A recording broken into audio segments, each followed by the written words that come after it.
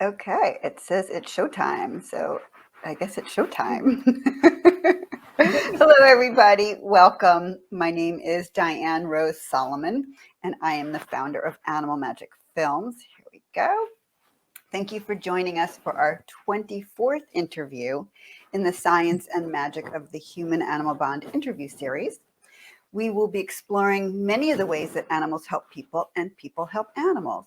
It's a both and conversation where we all benefit from the bond. I know I've benefited immensely from my pets over the years, my cats, my dogs, and also from a surprise therapy dog visit when I was in the hospital many years ago. And I also experience great joy watching other people heal from their interactions with animals. And I'm also captivated by non-companion animals like wild animals, farm animals, and more. But today we get to hear from you, people who are making our relationships with our pets, our communities, and our natural environment just a little bit better. So please welcome my guests today, co-founders of Animals Connect Everyone, Elaine, Pardi, and Jean Caples. So nice to see you, Elaine and Jean. Nice to see you too. You know what, Elaine, why don't you raise your hand, and Jean, raise your hand. So great. So now we know who is who. That's good because your names aren't up there. In fact, let me take this down so that we can see Animals Connect Everyone.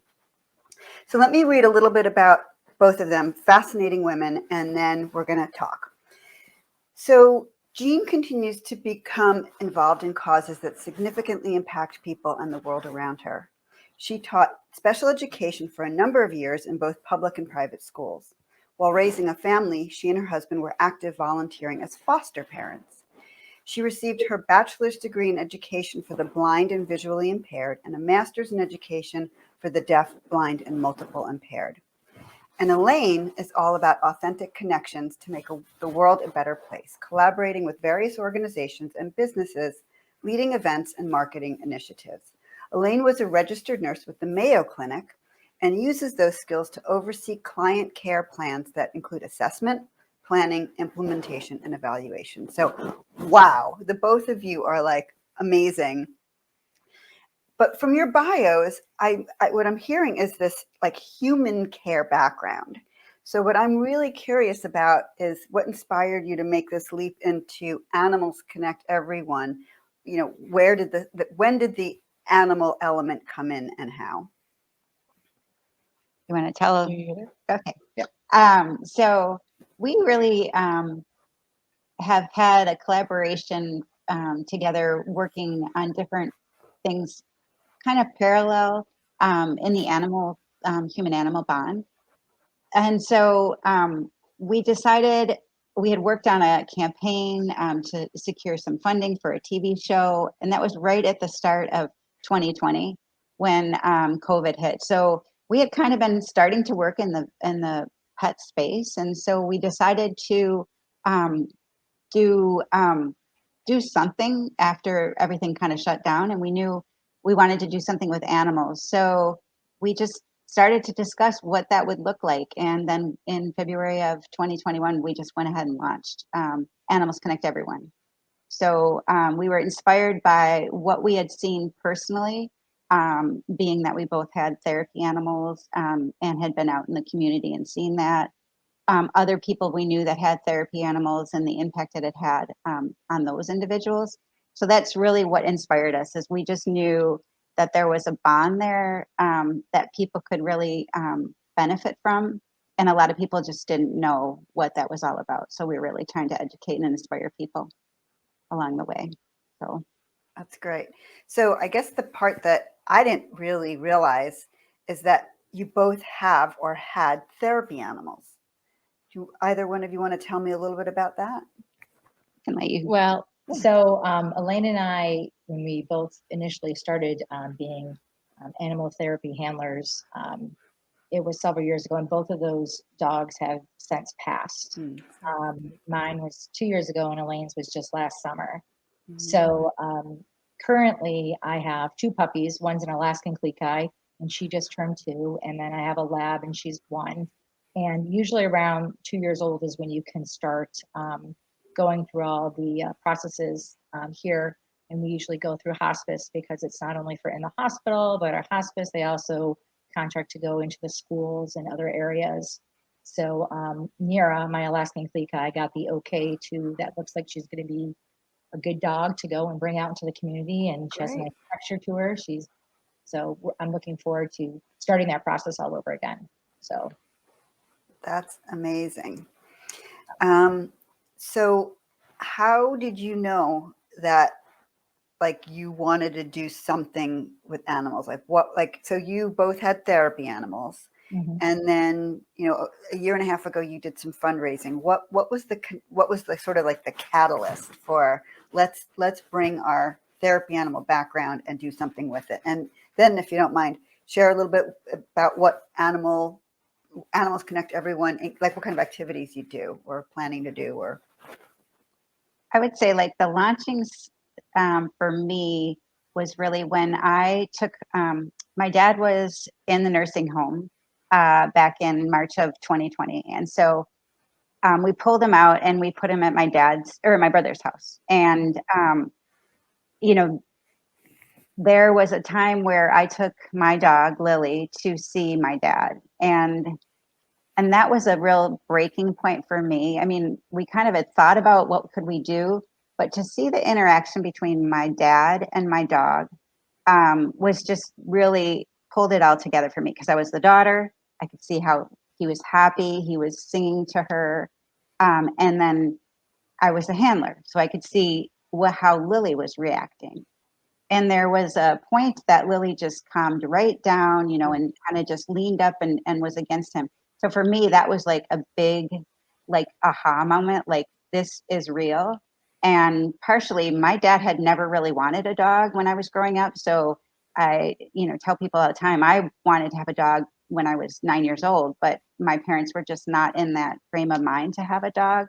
And so, um, seeing my dad, you know, at 95 years old, like singing to this dog and really interacting with it in a way that, you know, he might have not interacted with it a long time ago was really the aha moment. So that's where we decided we really needed to kind of figure out what, you know, what we could be doing with this and make it stronger. So that was in July of 2020. And so then we spent the next 6 months kind of figuring out what we wanted to do and how that would look. And so that's kind of where the inspiration came from, the big, you know, then I amazing. told Jean, I'm like, okay, we already knew we wanted to do this. Now I've got the fire lit behind me even more. So let's figure out how we can make something happen. So, Great. And so then you parlayed it into Animals Connect Everyone. And what have you done so far with Animals Connect Everyone? What are your plans for the future? What kind of an organization are you? So Animals Connect Everyone is like a pro bono team. And so we just lead projects that bring together nonprofit organizations, for-profit organizations, scientific research, and those that just appreciate pets and the animal bond that brings to social good into the world. So we really just try to, I guess, like we like to say, is that we'll help out with any fundraiser that you want to do, anything that can show the connection with animals and humans and how they bring joy and how it's, you know, bring happiness into the world. Yeah. So I think that we've also tried to really partner our projects together to align companies and nonprofits together. So for us, it was important to always find businesses that were passionate about the topics that we were addressing and the ones we'll be moving forward with. So for instance, our reading project that we did from the get-go was really about trying to find businesses. And so we found businesses that weren't necessarily pet businesses. We had 2 publishing companies that came in and helped us with some donations of books. You yourself have sent us some books, and so we're grateful for that. Of course. So it's really about trying to align the missions and goals that organizations have as a business and nonprofits, and really trying to get some social good out there to people and help them understand more about how this all works and why is it important. You think about the reading component that we started with. Jean as a teacher and knows all about how important reading skills are and how it's so important for kids to be able to do that comfortably. So having your animal and your child be together as reading buddies is so important. And people didn't necessarily think about that. And with COVID going on, definitely kids weren't hearing their voices. So they needed to have that suggestion. And so we had lots of parents that were really grateful for that because they would have never thought of that on their own. And so a lot of this is just getting people to understand, what they don't know and how they can approach it in their lives when it comes to the human animal bond. Yeah, and the other thing is a lot of people think of animal therapy handlers, and one of the organizations that we hooked up with was North Star Animal Therapy, and they actually have a reading program. So they teach the dogs, and you could do it all, especially during COVID time via Zoom. So how to engage, or people that have gotten all these dogs, what to do, and everybody thinks, oh, I have to go into a hospital or go into here, but there's other ways that your dog can be trained and use it right in your home. So that's great. And so did you use your therapy dogs in reading programs when they were? We didn't. Yeah. So we mostly did hospice visits to a hospice house here in Rochester, Minnesota. And then we also did college visits. So I found for myself that my dog was a little bit more energetic around kids. So we used to go to several different colleges within the Minnesota area and just let the kids love on the dog because they're stressed out. A lot of them, had pets. People would come up to me all the time and be like, oh, I miss my dog. It looks just like your dog. Or, what kind of dog do you have? And this is the kind of dog I have. I mean, it started conversations for these kids and it provided an opportunity for them to just connect with an animal, which made them feel really good. And I had plenty of kids that came up and, when are you going to be back next? Or when are you going to be, when should we expect to see you? Or can they come back next week because we have finals, stuff like that, conversations like that were really rewarding to see. So there are lots of different ways and avenues to help animals and humans connect. So. That's great. So let's go back to the reading program because I want to understand a little bit better. So I know that one of the things that you've done is taken books and distributed them out so that kids have new books to read, which is beautiful. And you shared with me that the books that I sent to you went to a hospital. It's just heartbreaking that the kids are in the hospital, but to receive a book from you is just beautiful. Yeah. Are you encouraging people reading, doing dog reading programs through therapy dogs, or are you currently promoting reading to your own pet? Because you did just mention that there's ways to get trained with that. So, and how are you getting the word out for that? Yeah. So mostly we've worked on like Instagram messaging regarding those messages. We are kind of toggling between both because when we started the book drive, visits weren't allowed for that time frame, but we wanted to do something so that when visits were allowed, that those kids would have books that they could read with the animals. So that was kind of our role with that. And so there's lots of different, ways that we wanted to express that. And so we did that mostly through Instagram campaigns by promoting it. And then we did have one of our businesses, Dog Log, which is a app that you can use to kind of track your dog's eating and going out to the bathroom schedule and everything. One of the things you can do on that is you can create your own event. So we encourage people to create an event centered around having your child read to your dog as part of their activities. Yep. So it's kind of a fun activity to put on the Dog Log. That's such a good idea. And I just want to, share, because not everybody's familiar. We're familiar because we've been aware of therapy animals, but there's just, research and even more research now that shows that, reading to a dog I mean, I think we all remember being a kid and being asked to read out loud in class. And for some people, no problem. Yep. But inevitably, somebody's going to stumble over a word and somebody in the class is going to laugh. And now the child who is reading is horrified. But how wonderful it is that we have all these new programs where a kid can read to a dog, go off in a corner, there's a handler and the dog and a child reading. The dog's not judging. Yeah, It's right. so, That's exactly what it is all about. Yep. Yep. it's so beautiful. And the child gets practice reading, including reading out loud. And it's so great. And I love that you made the leap to, oh, wait, so we can't all be together during COVID, but if you have a dog, read to your dog. And I just saw a post of yours where there's a cat in somebody's lap, and it's like you can read to a cat too. And it's like read to your cat, read to your horse, read to anybody. Yeah. Read to a fish, read to a gerbil, hamster, the bird outside your, that comes up to the bird feeder. Like it doesn't have to necessarily be a pet in your house, but Right. just the children having that experience and then connecting with animals. Yeah. Long before we started this, we had a bird that would sit on our railing, and my daughter was reading to the bird. Like this was before this even surfaced. She was like, 6 years old. So there are lots of opportunities. It doesn't, it can be a fish. It doesn't need to be a furry animal at all.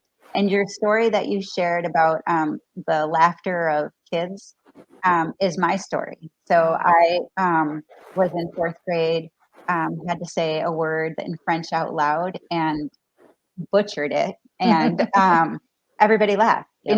And so that I can sense the feeling that kids have when that happens, because it's hard and you're young and it's very hard to process that. So that's one of the other reasons why we were passionate about it. Between her teaching experience and my own experience, definitely was good. It's a perfect team. Somebody who's was on the professional side of the teaching, and somebody who had that experience of, oh, I was horrified, and we both have compassion coming from different ways, angles. Yeah. different angles. It's really beautiful. Yeah. Are you a local organization? Are you national? So we are national, really, because we've had national people reach out to us to help.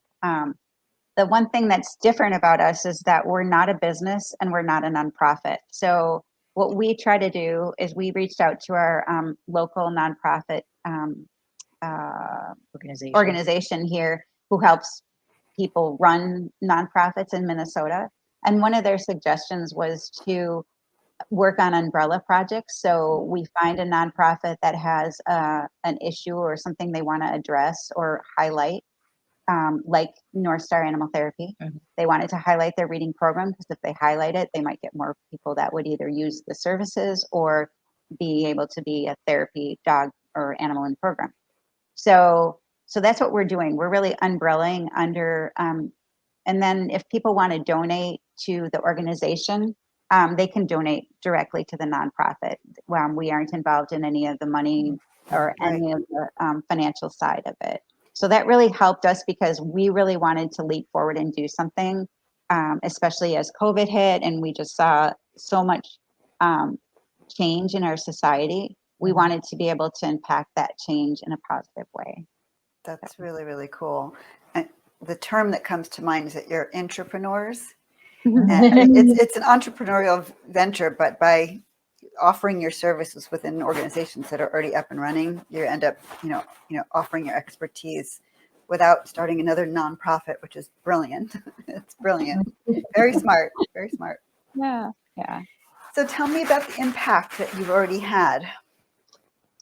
So the impact the biggest one that we've had that you can see is that we did collect 600 slightly used books for children that are involved in the North Star Animal Therapy program, so that they would have them. And then we also collected another 200 that were new books that went to childhood cancer. So one was a local organization, Brighter Tomorrows, and then the national one was Team Jenny Bean, was the other organization that we did. So those were the two Yeah. That was the big thing that we did so far. And as we're looking and trying to, like, we want our projects and the people that we partner up with to, to be meaningful, just not to start going through. So we're very excited about some new adventures that we're going to be on, or ventures that we're going to be on. So I'll let Elaine share those. Yeah. Share. So our upcoming campaigns and projects are going to be centered around kind of 3 different components. So one is, well, I would say health and happiness, and how the human-animal bond is impacted by that. So we're going to be working with our veterinarians and care team that take care of our animals.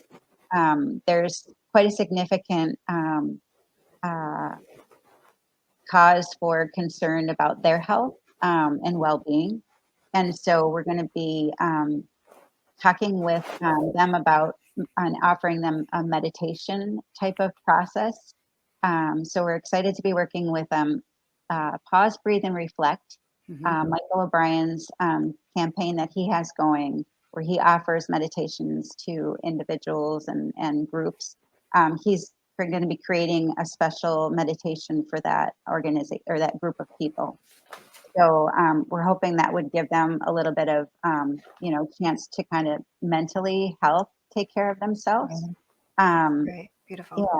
Yeah. And then, meditation and calm pets and calm people go together. So we're going to be doing work on the pet and parent side. So he's going to be creating a special pet therapy meditation. So with your own dog, you can do that, or animal, cat or whatever. So that will be really trying to address some of the mental stress that everybody's been going through, and help them, be able to find a way to just take a chance during the day at some point. So we're thrilled to be working with him. He's been so giving and definitely a very positive person. So everybody that is involved in this will be getting good outcomes for sure. Yeah, so that's amazing. And I love that you're addressing that we as humans could use a lot of support right now. And I love that you're addressing the veterinarian community, which just they get hit hard, really, really hit hard. And so it's really beautiful that you're sharing this resource with them so that they're healthier people and then ultimately can continue to care for our pets, which is so important, which is really beautiful. I was just telling somebody a funny story this morning because he was sharing that his dog is with him when he meditates. And I said, oh, both my dogs are in the room with me when I meditate. And one of my dogs snores really loudly. So I usually end up breathing in time to my dog snoring. He's like my metronome. Yeah, that's so great. It's great that you do that, because not a lot of people think about that, how they need to, calming a dog. And if you're stressed, your dog's going to feel the stress, though, for any animal. So it's great that you do that. Yeah. And you think about, like, a lot of talk about puppies and puppies having to learn how to calm themselves down. So if you get a new puppy and you start this meditation process right away, you'll probably reap a lot better benefits from it That's great. for your own personal sanity of raising a puppy. That's brilliant. Yeah. That's really brilliant. So And then go ahead. we have one other area that we're going to be focusing on. Yeah. And so that is pets in the workplace. And for some people, pets in the workplace has been a common ground, but for others it hasn't.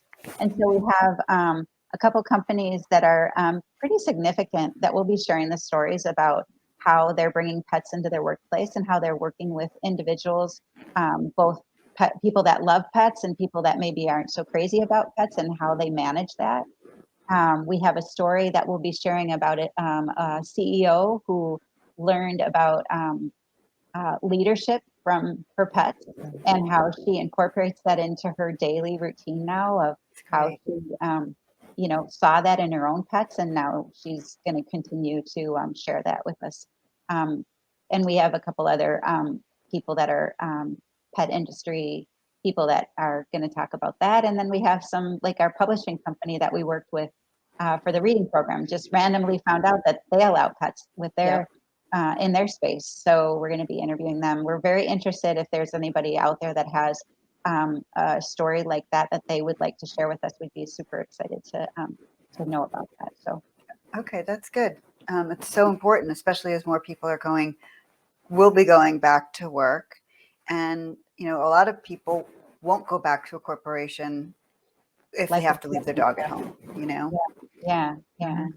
And we will be doing a challenge too, like a exercise challenge, because we're talking about health and happiness. So we want to, one way to be happier is to get some exercise. It's good for your brain. And so we'll be doing a challenge for people to encourage them to walk with their pets. And that will be, again, kind of logged through that dog log app as one option for people to keep track of what they're doing. And so that's all kind of encompassing, I should say, what we want for people to get through the human animal bond is that it really can bring human health and happiness, and also health and happiness for your pet. So perfect. I couldn't have said it better. Any other stories or anything else you would like to share? I think we're good. I really appreciate this time. It's been my pleasure. I mean, I've loved getting to a little better understanding of what you're doing. Because when we spoke on the phone a few months ago, you had really just begun. And I know you'd done a few programs, but I'm starting to get a much better understanding. And I love the direction you're going in. And I love that you're just a wonderful support system for organizations and companies. It's like playing concentration. It's like, well, there's this organization doing this and this corporation doing this, and I think that they could really benefit from one another. Let's put them together and we'll facilitate that. Right. I mean, corporate social responsibility is such a big piece that's coming out now. So that's one of the things we're trying to do is just, align people that have common goals and mission, and everybody have a better life. Great. So where can people learn more about Animals Connect Everyone? From our website, we have Animals Connect Everyone. Great. And then we also have Instagram, which is animals.connect.everybody. And that has a lot of information. We'll be sharing more about our upcoming launch with our campaign, which will be happening relatively soon. Fantastic. Thank you both. I really appreciate it. It's wonderful. I'm so happy that you're out there doing this work. So before we go, a few quick announcements. Join our Animal Magic Films community to learn about upcoming films and news. We've got a new film coming out in a couple weeks, so you should join so you'll be the first to know. If you're not watching this on the Facebook Live right now, join our Facebook group, The Science and Magic of the Human Animal Bond. Let's see, you can subscribe to our YouTube channel, Animal Magic Films, or you can email me at diane@animalmagicfilms.com. But let's put you guys back as we're saying goodbye. Animals Connect Everyone. We've got Jean and Elaine here. Thank you both so much for participating today. It's such a pleasure to see you and connect with you and get a chance to share what you're doing out there. It's wonderful. And thank you to everybody who joined us today. Appreciate you spent some time. And we will be back here with another interview in 2 weeks. So looking forward to that as well. So thank you, Jean and Elaine. I appreciate it. Thank you. Bye-bye.